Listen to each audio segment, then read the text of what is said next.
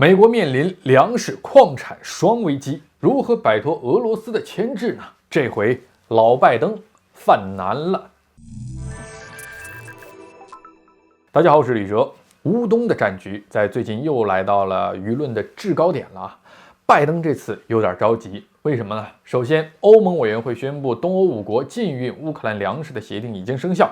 其实早在去年，波兰、匈牙利、罗马尼亚等东欧的这些国家就开始强调说禁运这个乌克兰的粮食政策，因为这些国家并不是歧视所谓的战略王国，本质是因为乌克兰粮食价格太低，影响了欧洲国家农产品的基本贸易啊。这些东欧5国既不缺粮又不缺钱，接收乌克兰这些廉价粮食对本地农民产生影响，还会导致农产品之间那个价格内卷。所以呢，引进乌克兰的粮食显然是吃力不讨好的事儿。那这样一来，乌克兰的粮食运不出去，国际粮价又会进一步攀升。要知道啊，乌克兰粮食运不出去，美国人是肯定着急的，因为乌克兰85%耕地的所有权都在美国的3大粮商手里。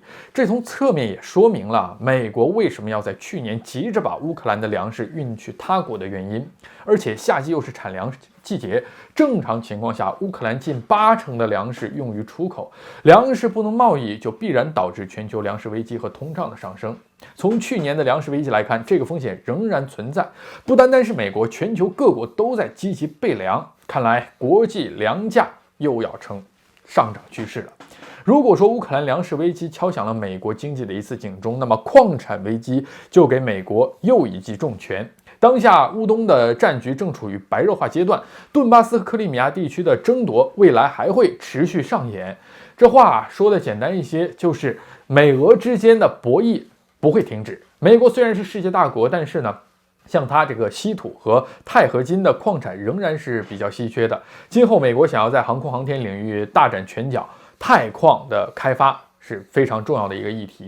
比如说，美国最著名的黑鸟 S-271这个侦察机啊，就用的是钛合金材料，并且呢，美国仅32架黑鸟侦察机就耗费了几百吨钛合金。最为重要的是，美国想要在今后大力发展航空航天科技，没有自己的钛矿，拜登政府当然就是像热锅上的蚂蚁，急得团团转喽。而顿巴斯地区又是俄罗斯控制的地盘，那儿的冶金公司可是掌握了美国波音公司40%的钛矿供应，等于是直接断供了美国的冶金供应需求。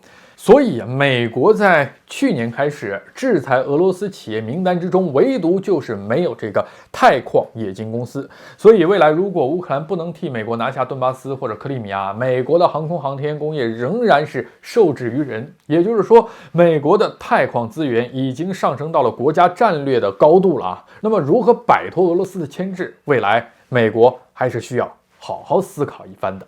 好，今天旅游观察就是这样，下期再见。